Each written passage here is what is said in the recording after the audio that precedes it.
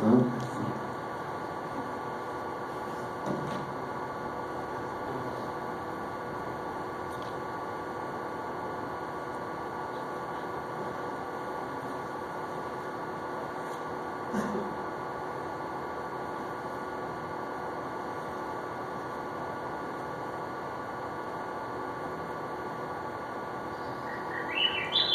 So hello everyone, my name is Daniel Anstett, and I'll be presenting on latitudinal gradients in plant defenses at the macroevolutionary scale.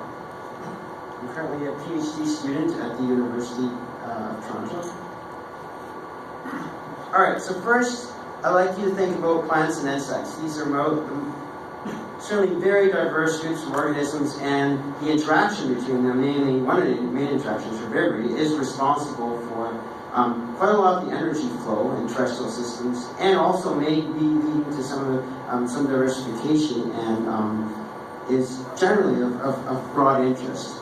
And particularly, from the plant's point of view, it is trying to prevent this herbivory, and thus it's under selection to evolve various different types of defenses against that herbivory, whether that be chemical defenses or different physical defenses. Now, being in a geography section, we want to think about sort of where these defenses might evolve more. And in tropical forest, you have an increased diversity and specialization and number of actual herbivores, and a longer growing season and greater temperature in which these interactions occur. So you'd expect to see greater levels of plant defense evolution. And this is in contrast to more temperate areas where you have lower herbivory rates and then potentially lower levels of evolution in plant defenses.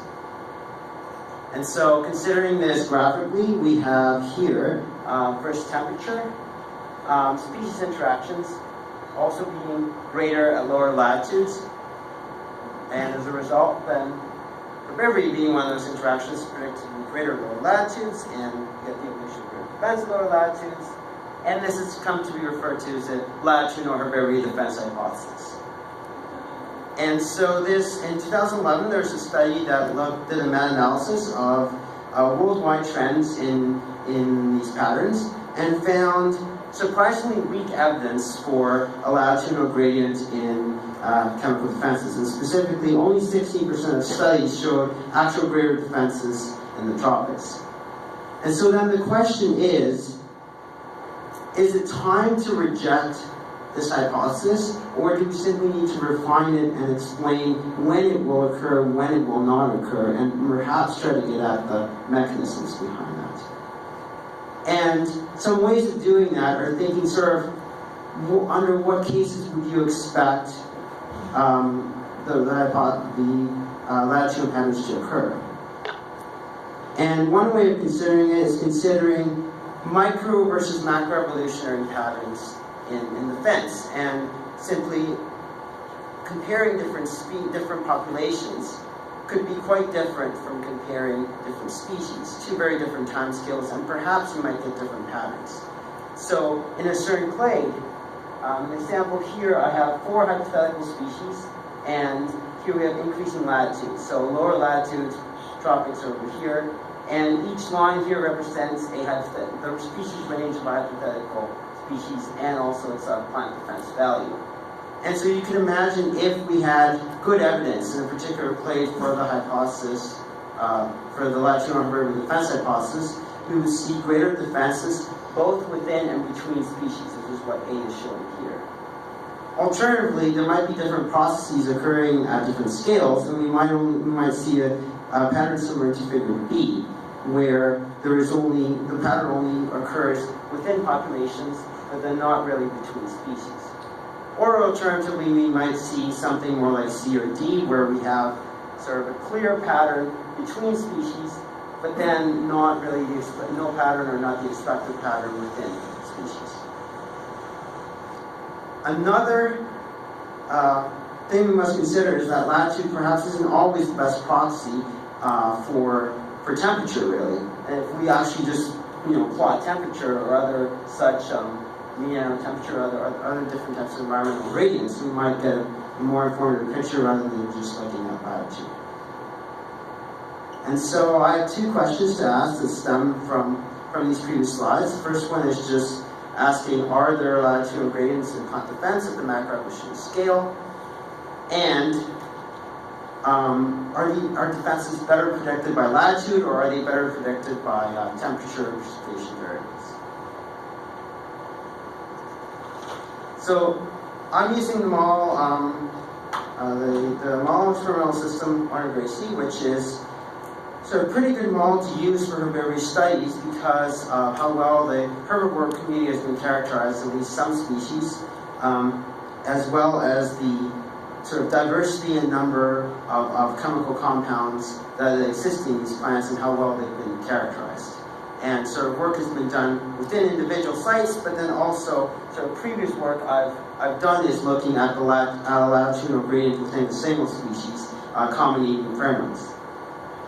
And so here, this is considering latitude, and I collected various fruits from genotypes from across the entire range of the plant, and then looked at the chemical concentration. And so you see here, again, lower latitude is over here. This is closer to the tropics, and we see the expected pattern, greater defenses at lower latitudes. And so now what I'm looking to do is to extend this pattern from just one species over to many, many species within Gracie. And so here I have the phylogeny that I'll be using that has in total 81 species, and it's distributed, and they're distributed in both North and South America. Here on the map, I have each two-letter code represents the center of a range of one particular species. And then you can see that there's a big northern clade, and there's also a southern clade as well in the system. And there's largely most of these species are within the genus Anstett. So I went ahead and then sort of tissue collection happened. The species were each going out in a greenhouse, and then various different tissues were collected and freeze-dried and put through an extraction process, and then over to chemical analysis using an ultra-performance liquid chromatography, which allows for the estimation of concentrations of individual chemical compounds. And a variety of traits were considered, such as total phenolics, total latitudinal, total 5. These are basically sums of all these different compounds. And as well, some individual compounds that we know have particularly large concentrations in the organisms of study. And here I'll be focusing on total phenolics and oxidized on And then predictor traits have largely been over this. It's latitude and then also various temperature variables. And here I'm using PC axes to estimate these various temperature variables. And because I have non-dependence of species data, I'm using phylogenetically controlled analyses. So I'd like to go on to some results. I have a series of graphs, again, latitude, this time absolute latitude, so both north and southern hemisphere on the same plot, and then various different types of chemical defenses on the y-axis. And the expected pattern is greater levels of defense at lower latitudes. And so for leaf total phenolics, I saw no pattern whatsoever. Very much a straight line. And so the question, okay, that's the pattern for leaf. Leaves maybe for fruits you see a different pattern. And there's a slightly different pattern, but it's, if anything, predicting greater levels of defense at higher latitudes, and it's not really significant after phylogenetic corrections. And so graphically that looks like this, where we have some for fruit total phenolics, we have some greater defense, in fact, at higher latitudes, and then in the northern hemisphere and in the southern hemisphere, it's kind of mixed and not really showing much of that. And so that's pretty different from what the initial predictions were, and perhaps the reasons that we should be looking at environmental gradients themselves rather than just latitude. And so I'm going to show you another set of graphs where I've done just that. I have now PC1. You remember PC1 is measuring temperature variables, mostly mean annual temperature. And so here I have sort of cold and warm to remind you what these numbers mean, and plant defense is again. And so, again, we have another big surprise. In fact, it seems that colder temperatures seem to be predicting greater levels of defense, which is, again, not what you generally predict. And then there's also an effect of PC2, which is relating to temperature variability. So here we have small temperature range or large temperature range, and this is kind of irrespective of mean annual temperature. You can imagine you can have less temperature variability in certain alpine regions or in certain more stable, more tropical environments. And we seem to have smaller temperature ranges predicting greater levels of plant defenses. And so graphically, this is for oxidized ornithine A, which is one of the sort of main compounds that's quite large concentrations. So that's up to 5% of the drug rate. And so here we see a quite interesting pattern where, in fact, it seems to be more related to hemisphere itself, and not really much a latitudinal pattern in the southern hemisphere, but just most of the greater concentrations there. And so overall, there's a lack of evidence for the latitudinal herbivorous defensive process at the macro level, which contrasts from sort of microevolutionary patterns. And it seems that it's definitely important to consider landscape and climatic variables, not just latitude. And so the big question here is, why are these patterns the case? Why are we seeing greater defenses at colder temperatures? And perhaps it's that there's greater herbivory at in colder regions, and maybe that's driving the pattern. I have shown that within evening primrose, one species, so maybe it's a broader pattern. Or maybe it's just that the cost of herbivory is greater at colder temperatures, and there's greater selection because of that.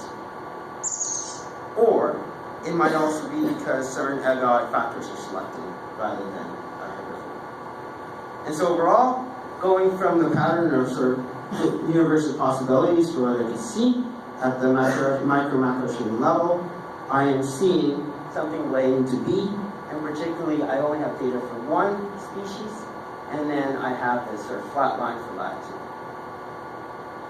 So that's I'll take some questions.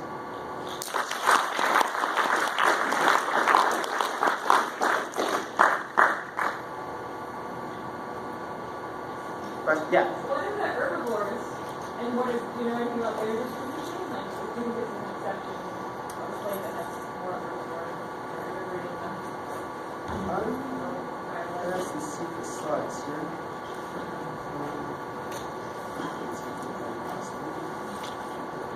Alright. Basically, I know I've characterized latitudinal gradients in herbivory within a single. Oh, perfect. There we go. That's the slide. Within a single species, and in fact I've shown sort of every possible latitudinal pattern within that one species. I haven't been able to estimate herbivory yet across, I certainly won't be able to across all 80 species, but I'm hoping to eventually get some herbivory estimates for some of those species to try to find out what's going on, if herbivory really is a selective factor, or if it's some abiotic variable. Yeah? Have you done any work within or across species for elevations? Say, at a latitude? Yeah, so the data I have now, elevation is a bit of a factor. I think there are some species, but not a lot. So what's most helpful here is to just plot different temperature variables, and that takes into account both the elevation as well as other features within the landscape, like oceanic effects. Awesome.